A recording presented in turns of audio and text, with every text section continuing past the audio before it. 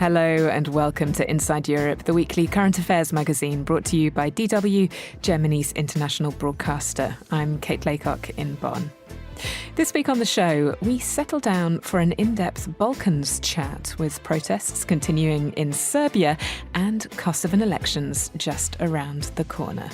Then we'll be heading north as we hear from Sweden in the wake of the country's deadliest ever mass shooting and check in on a familiar face making a surprise return to Norwegian politics. He did have quite a lot to do with Trump as Secretary General of NATO during the first Trump presidency. He was seen as someone who could talk to him and to whom Trump would listen.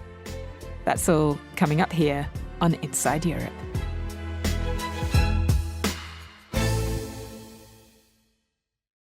We're just 2 weeks away from crucial parliamentary elections here in Germany, and that, of course, will be a key focus in upcoming programmes.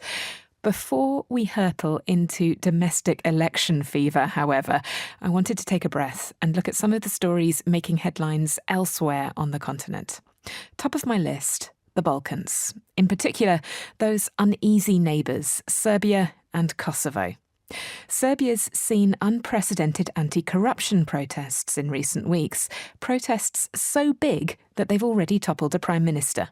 Meanwhile, Kosovo is gearing up for parliamentary elections on February the 9th. So high time, I think, for a chat with our Balkans correspondent, Guy Delaunay.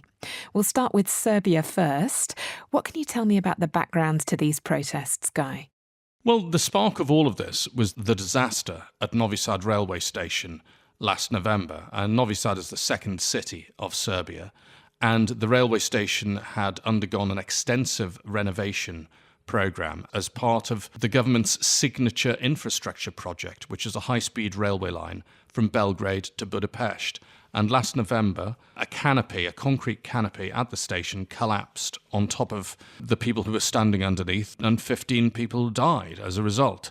And this has sparked outrage in Serbia because people have said, look, if this was part of the government's signature infrastructure project, why has this happened? Then people strongly suspect that the answer to that is some form of corruption, that money that should have gone towards renovating the railway station has somehow been siphoned off or diverted so that the rebuilding project wasn't done properly and safely. That's been the suspicion. That's why you've had people marching through the streets with the image of a red hand with the slogan, "Blood on your hands or corruption kills," written underneath. The students were part of this movement initially. They then found themselves under physical attack from counter-protesters who they rather suspected were government goons, and they came up with demands of their own. They wanted the resignation of the Prime Minister, which they've now got, incidentally. They wanted full transparency about the railway station project, and they wanted the people responsible for the disaster at the railway station to be prosecuted. These protests have been really unusual, not just in terms of size, but also in terms of the conscious attempt to explode traditional sort of binaries between young and old, between town and country. Perhaps you could talk a little bit about that, because that seems to be something new. Well, the students have deliberately tried to be apolitical in their protesting. They don't want to be connected to any of the established political parties, which in some ways is good for them, because that means that they can draw support from anyone in society. So we've seen farmers turning up, for example, at the protests. You had tractors driving onto the bridges in Novi Sad over the weekend when those bridges were occupied by the students for 24 hours.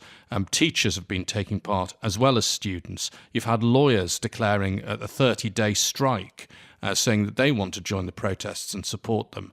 And you've had these protests taking place in Novi Sad and in Belgrade, the two largest cities in Serbia, but also in cities around the country. The next big one is supposedly going to take place in Kragujevac, which is the home of Serbia's automotive industry. But the issue that you've got with this being a non-political protest, as the students put it, is if you're looking to achieve political change, how can it do that? If it's not tied up with some sort of political movement and they're actively shunning the political parties, then where does that leave things in terms of things actually changing. What the students are saying is that their demands are non-negotiable, that they don't want to have any sort of dialogue with the government, despite the government offering dialogue and President Alexander Vučić offering dialogue on numerous occasions. They've said, well, there's nothing to talk about. Our demands are fairly clear, and we expect the government to fulfill them. And what about President Vučić himself? To what extent do these protests represent a threat to him? If you look at the resignation of the Prime Minister, Miloš Vučević, well, he was President Alexander Vučić's man. Nobody actually thinks that the Prime Minister holds the power in Serbia. It's clearly President Vučić, who is the co-founder of the Progressive Party, has previously served as Prime Minister, and from the President's office, it does not perform a ceremonial function. Everybody knows that he is the man who runs Serbia, and nothing gets done in Serbia without his say-so. Now, the issue with that is when you've got a railway station recently renovated, part of your flagship infrastructure project, collapse and kill 15 of your citizens, that's not a good look if everybody thinks, well, you're the man who makes everything happen and nothing gets done without your say-so. So he does recognise that it's a problem for him. And it's a bit of a knotty problem for Mr. Vučić in terms of finding a solution.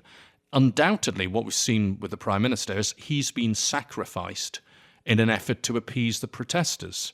The protesters have as yet not been appeased, it would seem, because they've been carrying on their protests over the weekend, and there are plans for more protests to come. They don't think there's been full transparency over the documents which the authorities have published about the railway station project. And now Mr. Vučić, as president, holds his mandate for another 2 years. His party is still the strongest party, and there aren't really any viable alternatives in terms of parliamentary elections. So all of this means that it's not the most precarious of positions, but it's certainly not something that Mr. Vučić is enjoying seeing. He likes to be in control, and when you've got thousands of citizens on the streets on a daily basis in different parts of the country, that's not a look of somebody who's in control. So Serbia, a lesson in how when you have a system where the power is sort of concentrated in the executive, everything sort of becomes personal. What about Kosovo? What's the Kosovan democratic system like? We're just ahead of elections that are going to take place on the 9th of February. What's going on there and who are the key players? Well, the key players really is the key players, Prime Minister Albin Kurti, who's the leader of the Vetvendosia party, and Vetvendosia means self-determination, and the clue in that party name is the self-determination in question would be unity with Albania, and this has always been the belief of Mr. Kurti and his supporters. And despite the fact that as Prime Minister of Kosovo, he has said, I'm not going to do anything to undermine the integrity of Kosovo and its borders, and I'm not going to push for unity with Albania. Many people aren't particularly convinced by this. And the fact that he's been posing during the election campaign with people flying a flag of the so-called Greater Albania, only lends credence to those sort of theories. So he's one of the main players. And his Vetvendosia party got in last time round with about 50% of the vote, so very strong performance at the polls, largely because people were fed up of the other parties which have been largely led by veterans of the Kosovo Liberation Army, the people who credit themselves as being the fathers, and I use the word advisedly, of Kosovo's independence. People hadn't seen the promised prosperity come to light after the Declaration of Independence, and they did rather suspect that those parties connected to KLA veterans were doing very well at diverting prosperity towards themselves and their allies and not doing particularly well at spreading it around the population at large. So they got emptied out in favour of Mr. Kurti and his Vetvendosia party. And at the time when he was elected, the electorate would have been hoping that what Mr. Kurti would do was address these issues of corruption, of opportunities for the Kosovo people, ensuring that economic prosperity was on the rise. And what's going to happen in Sunday's poll around the country is whether they are going to give the thumbs up or the thumbs down to Mr. Kurti's efforts, because The critics of Mr. Kurti internally in Kosovo are saying that he's spent far too much time getting involved in rather personalised battle with Serbia and Kosovo Serbs, and not enough on ensuring the prosperity of Kosovo's people. And what about Kosovo's Serbian minority in all this, Guy? Will there be a boycott of the elections as there was, I believe, last time? Not this time round. There was a boycott for the local elections, and this was problematic for the Kosovo Serbs because without their parties to vote for, it ended up that the parties who represent the Albanian majority in Kosovo ended up getting elected in majority Serb areas and running those municipalities and running them in a way which frankly is not particularly representative of how Kosovo Serbs feel, doing things like removing Serb insignia from public buildings and public streets and bringing in various ordinances which are more reflective of the desires of Prime Minister Albin Kurti than they are of the local Kosovo Serb minority population in, for example, the municipalities of North Kosovo, which is majority Serb in those areas.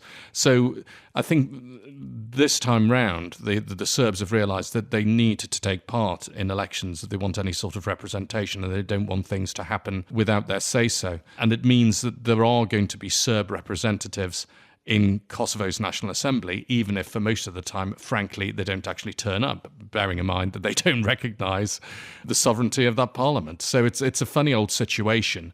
But it's once again going to highlight the fact that during his term in power, up until this election this weekend, Mr. Kurti has spent far more time trying to make life difficult for Kosovo's Serb minority than he has in trying to ensure prosperity for the ethnic Albanian majority. I think that's something that his critics, at least, will be working on in these final days of the campaign. Our Balkans correspondent, Guy Delaunay there. Kosovo goes to the polls on February 9th. For all the latest, keep an eye on DW's Europe pages. From the Balkans to the Nordics now, as we take a look at the events shaping the news in Sweden and Norway. In the case of Sweden, it is, of course, to the horrific shooting at an adult education centre in Örebro that we turn, where a gunman killed himself and 10 other people, wounding several others this week. The event is the deadliest mass shooting in the country's history. Terry Schultz was part of a DW News team sent to Sweden in the immediate aftermath of the attack. She sent us this report. Standing at the makeshift memorial across the street from the Risbergska school, nursing student Helen Verma can't stop thinking about the classmates she hasn't heard from since they were all trying to escape the gunman who opened fire inside the institution on Tuesday. Men vi vet inte vart de är. Om de är i sjukhus eller om de låg kvar där och blev skjutna. We don't know where they are, she told me. If they're in hospital or if they're still lying where they were shot. We haven't had an answer. Helen is one of the lucky ones. She and other survivors hid for more than 2 hours while the shooter roamed the halls. The death toll of 10 students plus the gunman, with more people still seriously injured in hospital, makes this Sweden's worst mass casualty on record. Örebro Mayor John Johansson says his city is grieving. It is a devastating day and a devastating day for our nation, so it's a city in shock. As Inside Europe goes to air, police have not yet confirmed the gunman's name, though an identity is widely circulating in Swedish and international media. Authorities have said he was a 35-year-old Swedish man from Örebro who had once attended the school he's believed to have attacked. Police still have not publicly shared any information about a possible motive. Mayor Johansson says the fact Risbergska was a target is a tragedy in itself. It's filled with mostly immigrant adult students trying to improve their Swedish language skills and employment prospects, working to do all the things the government wants newcomers to do. He asks people to be patient with what may seem to be the slow pace of the investigation. I don't think it's time to speculate, but I hope that the police will find the motive and why this has happened. But Rehema Talla thinks she knows why this happened. Anti-immigrant sentiment in Sweden. She's a student of international law, half Syrian and half Palestinian, but she's been living here more than half her life and still often feels like an outsider, she says, which she blames on the government. From our leaders, how they talk, how they just talk about us as an issue, as a problem, the immigrants. But Afghan immigrant Shams Ulkamar Andish has a different perspective. He attended the Riesbergska school, as did his wife, and he says this education gave them the tools to have successful careers in Sweden. He hopes others are undeterred. These things cannot stop us. I promise these things cannot stop us from going to school or going integrated to the society. So it will not stop us, no. But right now, Helen Verma doesn't feel so optimistic. She's still searching for her missing friends and doesn't know how she'll get the courage to go back to class. Terry Schultz, DW, Örebro, Sweden. For the latest from Terry and her DW News colleagues, download DW's Breaking News app.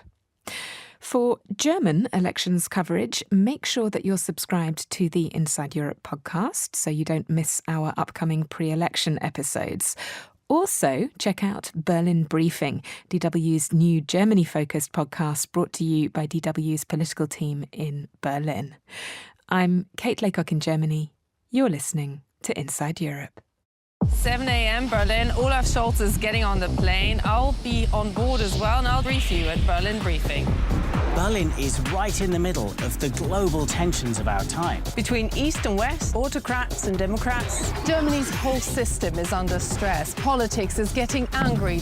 We break it all down with experts and political players. We decode what it means for you. It's all in our new podcast, Berlin Briefing, on YouTube and wherever you get your podcasts. Now, a quick quiz. Who is talking here? We will continue to provide Ukraine with strong political support, and allies are providing equipment to help Ukraine defend itself, as well as sustained financial support. Was that A, the former NATO Secretary-General, B, the former Norwegian Prime Minister, or C, Norway's new Minister of Finance? It's actually a trick question. A, B and C are all the same person. Just a few months after completing his stint as NATO Secretary-General, Jens Stoltenberg is back in Norwegian domestic politics after a rollercoaster week, which our Norwegian-born correspondent Lars Bavanger will be unpicking for us shortly. First off, however, I wanted to check that my memory served me right. As NATO Secretary-General, Stoltenberg had been dubbed the Trump Whisperer, hadn't he? That's correct. He did have quite a lot to do with Trump as Secretary-General of NATO during the first Trump presidency. He was seen as someone who could talk to him and to whom Trump would listen. Not quite sure exactly how he went about doing that, but there you are. And people think that he might still have this kind of skill.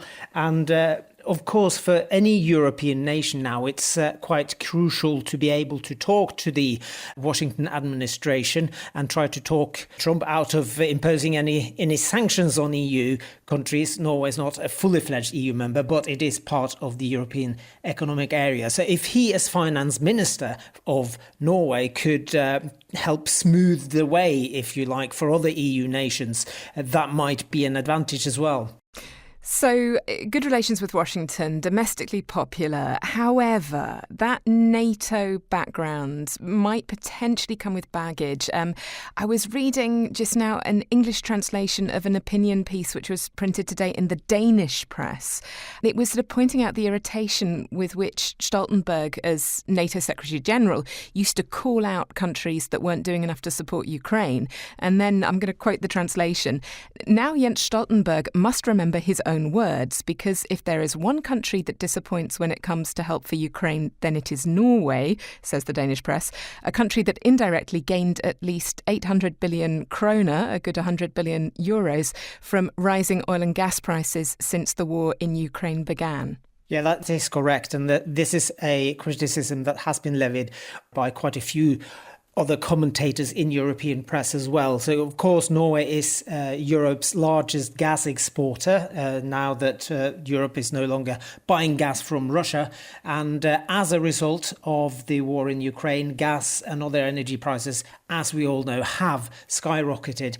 And Norway has stood to benefit from that. That having been said, Norway has been actually one of the greatest donors to Ukraine, with a package that was announced in 2023 that allocates 1.7 billion euro per year from Norway to Ukraine until 2030. So if you disregard the extra earnings Norway has from gas due to the war, the amount that Norway's actually donated to Ukraine every year is quite high up there.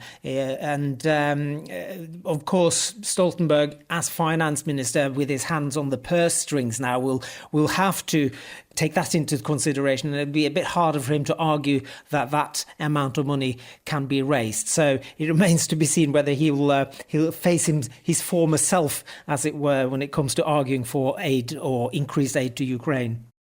Laj, I know that they say that a week is a long time in politics. It certainly is at the moment. But maybe we could just look back a week. What is it that happened last week that has meant that Jens Stoltenberg was then pulled in amidst a rather dramatic cabinet reshuffle?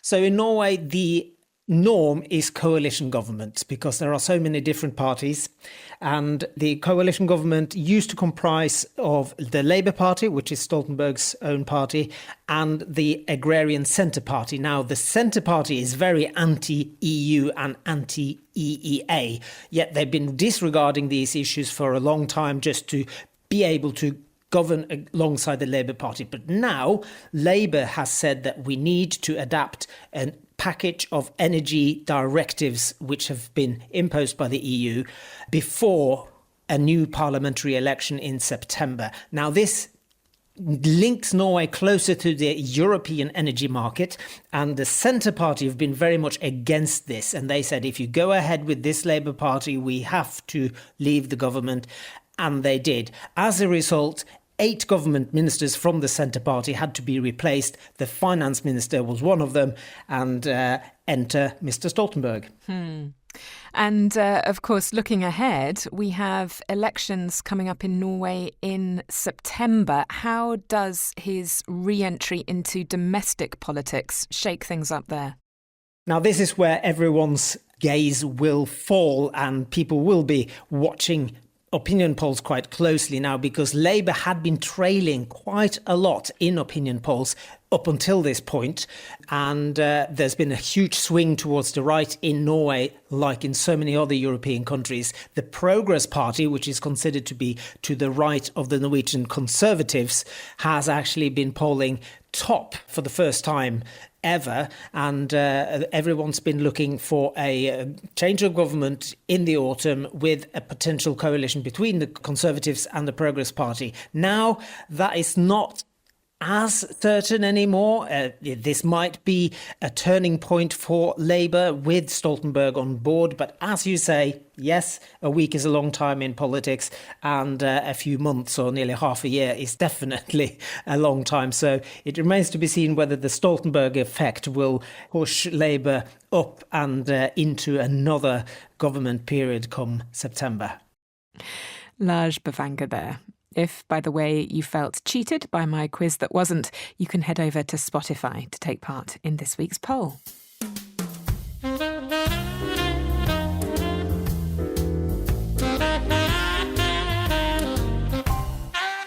We're having a little bit of irreverent fun with German political acronyms on our Spotify poll this week. It is more fun than it sounds, honest.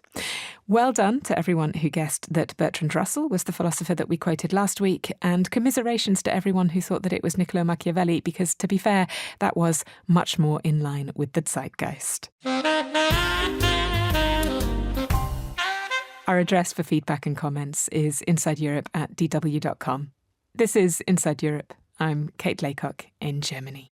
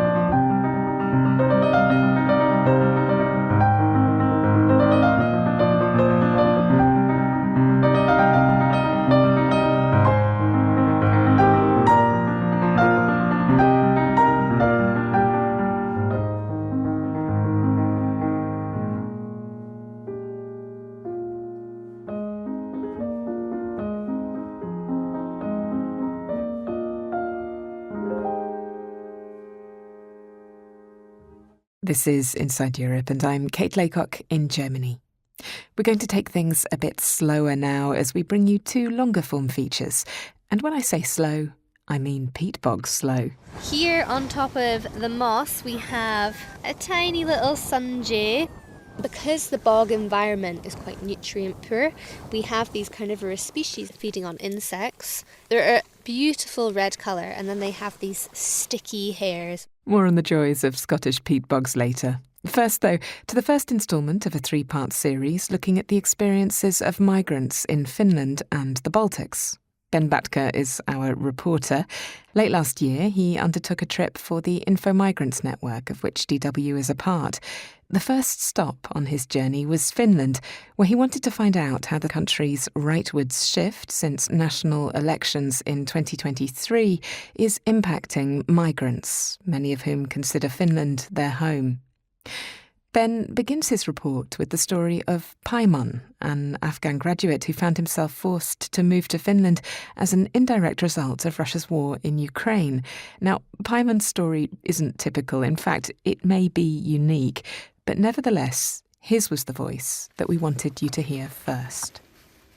So this is the paper that I received. It says, like, according to this law, that law, blah, blah, all this stuff, you need to leave Russia after 15 days. In December 2023, 7 years after he had arrived in Russia from Afghanistan on a student visa, Abdul Nafi, who goes by the name of Paiman, was informed by Russian authorities that he was no longer welcome in the country. When I was trying to understand why they were sending me these kind of letters, they were offered me somehow to just join the military. Then I understood the whole plan. What is it going on? I mean, they want more soldiers probably. The choice was clear: sign up or get out. Panicking about the prospect of having to fight in Ukraine, Paiman left Moscow for St. Petersburg, where he heard that the border with Finland would reopen for 2 days. He arrived at one of the 2 open crossings with only his backpack. He was afraid that Russian border guards would not let him leave, but they turned a blind eye. What was shocking there as well, it was only me from Afghanistan, Somalia, India, and Syria, I guess, and Iraq a little bit. They were not living in Russia. They had a special kind of student visa to come to Russia, and after 1 or 3 days, they crossed the border. So it was something like systematic. Claiming that the Kremlin was instrumentalizing them and citing security concerns, the Finnish government started closing its land borders. Then, in April 2024, the government announced that all land borders with Russia will remain closed indefinitely, effectively suspending the right to asylum.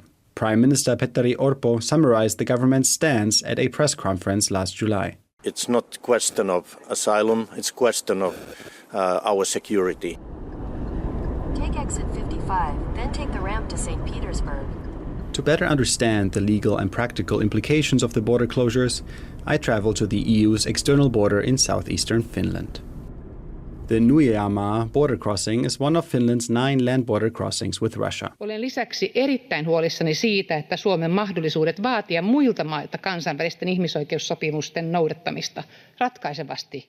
Last July, Finland's parliament passed a bill dubbed the Instrumentalization Act, which makes it easier for border guards to turn back migrants at the border with Russia without them being able to apply for asylum. The controversial law is expected to be renewed this July. But some Finnish politicians, human rights organizations, and legal scholars say ensuring border control should not come at the expense of human rights. So my worry is that through time, if every and each actor continue accepting that national security precedes the right to seek asylum, they can easily give up on those obligations. That's Mernoush Fazamfar, a researcher at the University of Turku who specializes in international migration law. Fazamfar and other legal scholars think the law changes violate Finnish, EU and international law, all of which protect the right to seek asylum and non-refoulement, which means a refugee must not be returned to a country where they face serious threats to their life or freedom. She also says the measures are disproportionate, especially in light of the relatively small number of arrivals. Only around 1,300 mostly Syrian, Somali and Yemeni migrants arrived in Finland from Russia in 2023. For comparison, Poland detected some 23,000 irregular border crossings in the same year via the so-called Belarus route, which emerged in 2021. Like Finland, Poland has accused Russia of orchestrating the arrivals of mainly Middle Eastern and North African migrants across its borders. Fazamfar is worried that restrictive policies and practices reinforce stigmas and fuel racist attitudes.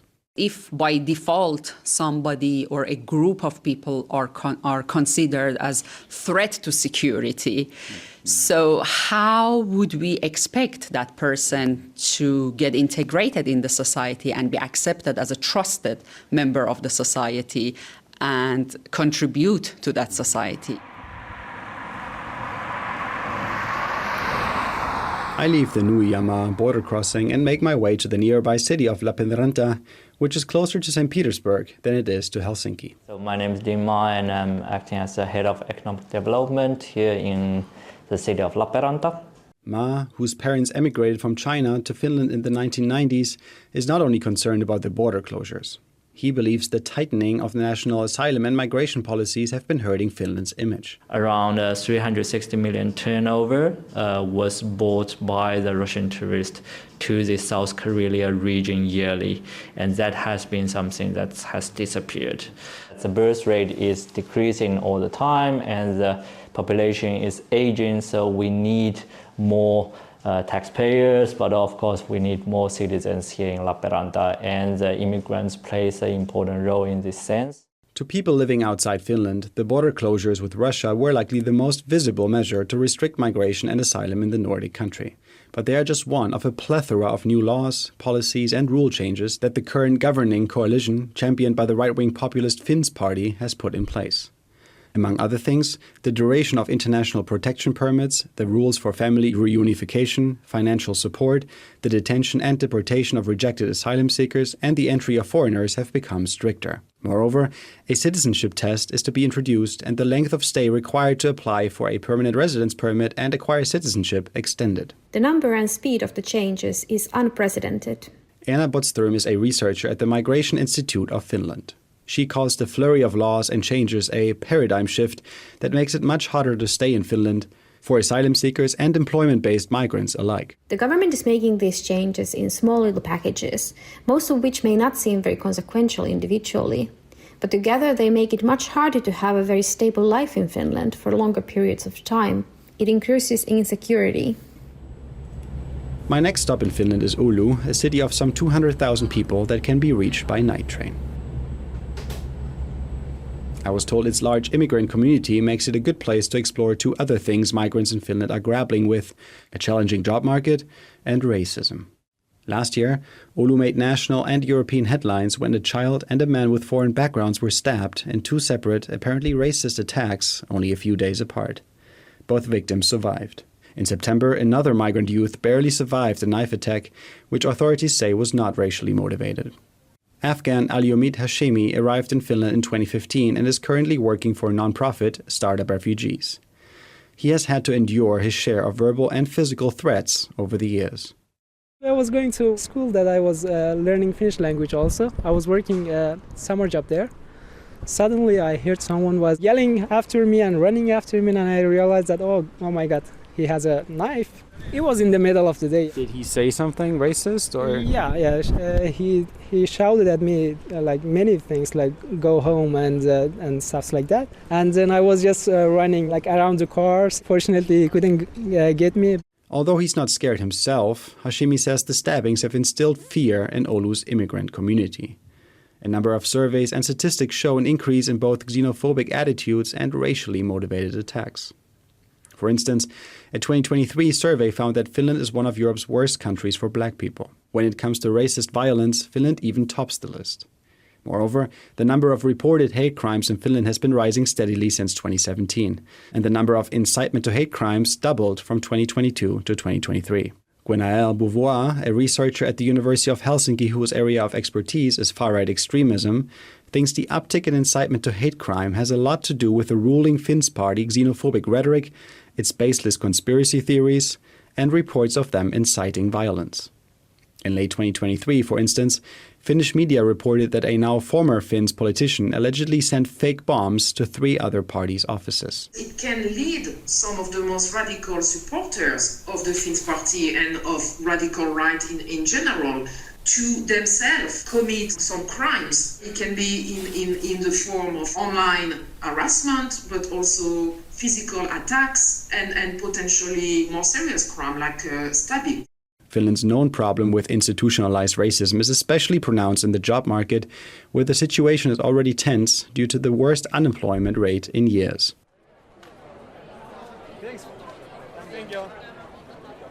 A new report by Finland's Ministry of Economic Affairs shows that discrimination against immigrant job seekers is a widespread phenomenon. Despite some progress, Iraqis and Somalis still have to submit more than twice as many applications as an equally qualified job seeker with Finnish background to receive an interview invitation. We need to apply in Finnish or we need to apply in English? Yes, you can of course apply in English. That's okay. Okay. And I did apply for almost every single job.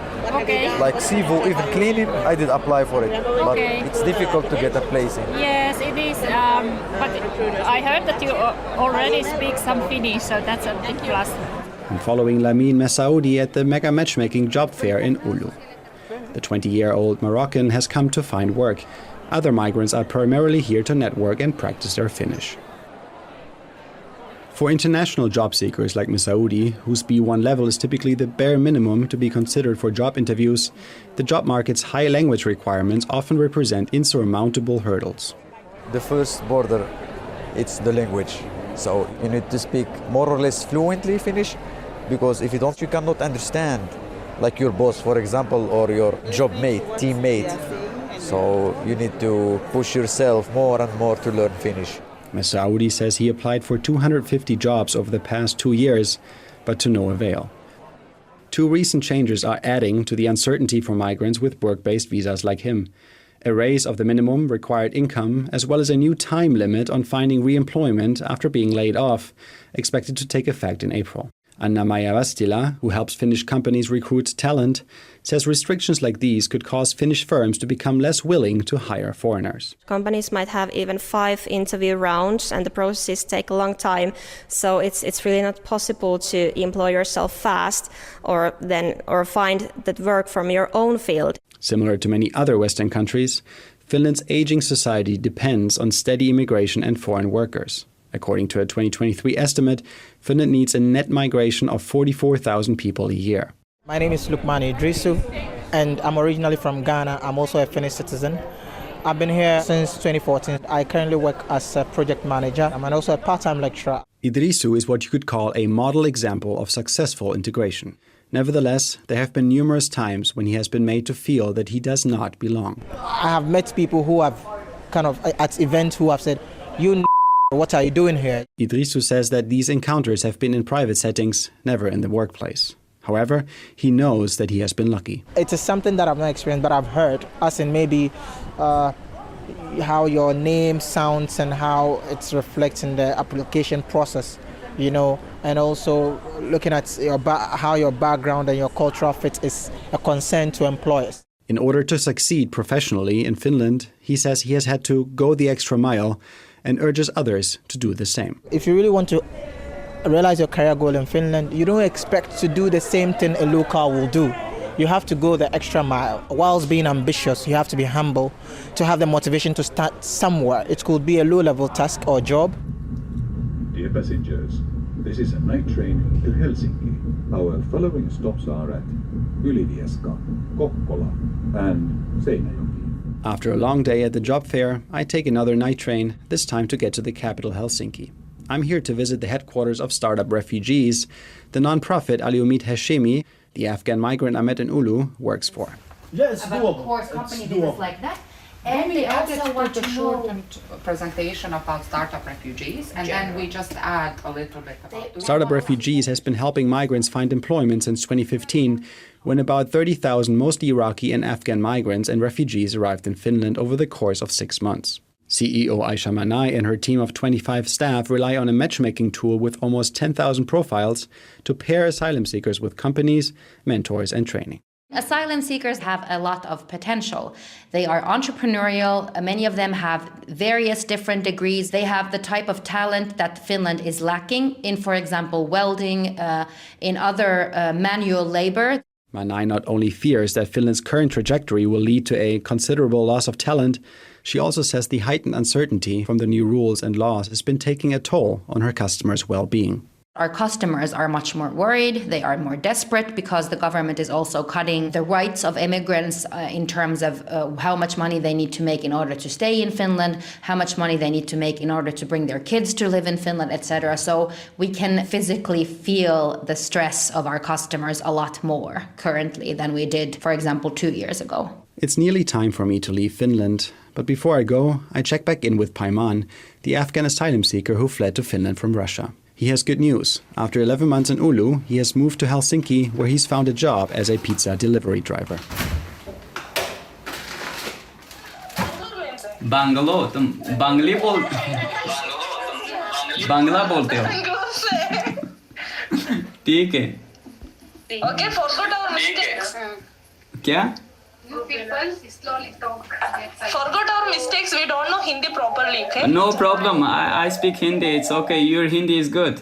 It's not much for someone who speaks 8 languages, holds 2 degrees, and who ran a successful import business in Russia. Still, he's relieved that he's no longer reliant on state financial aid, which was cut from 340 to 300 euros per month last fall. Even 340 was low. I was struggling to get the food on my table, at least. I don't have any other resources. I don't even have a coat for a winter coat. For now, though, Paiman's biggest worry is the hardening tone of Finnish politics. I am concerned about what is going on and shifting to the right and stuff, because I will be the first one who will be affected. Much pressure you get on your mind when you don't know what's gonna happen. Okay, I got here, everything's fine, but what's gonna happen now? What if Finland does not accept you? Paiman's asylum decision is still pending. If it's positive, he wants to pursue a PhD, relaunch his business and work as a teacher in Finland. He says his hopes rest in Finnish people and in the rest of Europe raising their voice against exclusion and hatred. Ben Vatke, DW, Finland. Ben Batker's research trip to Finland was undertaken with the support of the Info Migrants Network, providing migrants to Europe with information at every step of their journey. Now, I promised you a Scottish peat bog, and a Scottish peat bog you shall get. But how about a quick bit of Polish marshland first? The reason is that there is a lovely little story that I spotted as it passed across my colleague Lavinia Pitu's desk this week. Lavinia is, amongst other things, a video editor here at DW, working on the DW Stories from Europe series. Hello, Lavinia. Hello, Kate. Listen, can you guess which video caught my eye? I suppose it might be the Polish story. Absolutely. I loved this video. Tell me about it. So this was indeed a very special story. And one of our Poland correspondents, her name is Adriana Borowicz, tagged along with a woman called Monika on a very special project. So Monika is a 26-year-old Polish woman who uses a wheelchair. So she's part of this pilot project where a foundation has invited a group of people with disabilities to assess how accessible some nature reserves on Poland's Baltic coast actually are, and to make suggestions to the respective municipalities on how things could be improved. For example, the railings of a certain trail in the nature reserves are too high for people who use a wheelchair, or there are too many fences, or the paths are inaccessible because of mud or sand, things like that, which architects often overlook, unfortunately. Yeah, and that example is so interesting because if I remember it right from the video, the railings, the person who'd been involved in creating that project had himself a disability, but he was on 2 legs, he was walking with a cane. So although it had been, brilliantly conceived for some of the group that Monika was underway testing with, there was, for example, I think an 88-year-old lady who was very sprightly but obviously had sort of older knees. Fine for them, but for Monika, because she was just sitting at a different level, she was like, you know what, this is great, I can get around, but I can't see. Exactly. It's basically the most authentic assessment of the accessibility for disabled people. And why this is so important? Because Poland has a population of roughly 38 million and about 5 million people in the country. That's over 12% of the population have special needs. It's a reality that is often overlooked by society and politicians alike. Do you think, Lavinia, just anecdotally, as someone with a sort of a foot in both camps, do you think that there is a difference in terms of infrastructure for disabled people in sort of Central and Eastern Europe as opposed to Western Europe? Definitely. And I really think that this idea could serve as an example for other countries in Central and Eastern Europe where the infrastructure for people with special needs is really still lagging behind. Well, Lavinia, thank you so much for that. We will be linking to the video. #Stories from Europe. Thanks so much, Lavinia. Thank you, Kate.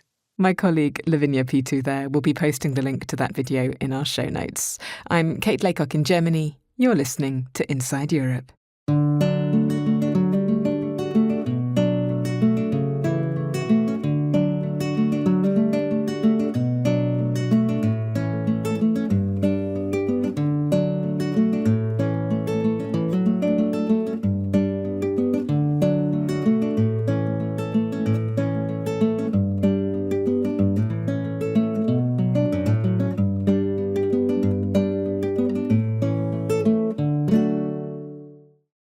And finally, Scottish peat. Yes, my enthusiasm may have something to do with knowing vaguely that peat is involved somehow in the making of my favourite whiskey, but it is also because peat is pretty amazing anyway. Did you know, for example, that peat bogs store twice as much carbon as all the world's forests? But I digress. The peat bog in question is Scotland's Flow Country, one of the largest peat bogs in the world and now a UNESCO World Heritage Site to boot. Just don't be disappointed if you go there because it's actually pretty wet, brown and dull. But, this is radio, so pretend I didn't tell you that. Just let our reporter, Richard Baines, immerse you in this peaty soundscape instead. This is the sound of a peat bog. It was recorded on an underwater microphone by artist Jean Gillespie here in the Flow Country. I like the kind of idea of the light coming through the peat. I like the colours. This landscape at the northernmost end of the UK is unlikely to appeal to everyone. Low hills covered in brown heathers and grasses spread as far as the eye can see, interspersed with dark pools. But Gillespie is smitten. It's almost like a cloak that's been placed over the land. You get all sorts of reds and oranges and browns and all sorts of ochres. It's a kind of place where you feel like you can breathe again. Peat on this undulating landscape can be up to 10 metres deep. It grows at 1 millimetre a year and has been doing so since the last ice age, making it a vast carbon store and a fascinating ecosystem rich in plant and bird life. What you really need to do is get out onto the blanket bog. Even get down onto your hands and knees and have a look at what's below you. Conservation charity worker Millie Revel-Haywood welcomes guests to the Forcenard National Nature Reserve at the heart of the Flow Country. Here on top of the moss we have a tiny little sunjay. Because the bog environment is quite nutrient poor, we have these carnivorous species feeding on insects. They're a beautiful red colour, and then they have these sticky hairs which have a dew kind of looking like substance on them, and that attracts in insects, and then they get stuck and the leaves will curl up around them.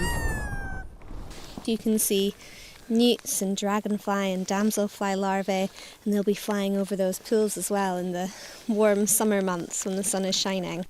1,800 square kilometres of the Flow Country was given World Heritage status in July 2024 thanks to a bid by a consortium of government agencies, landowners, conservation groups and others.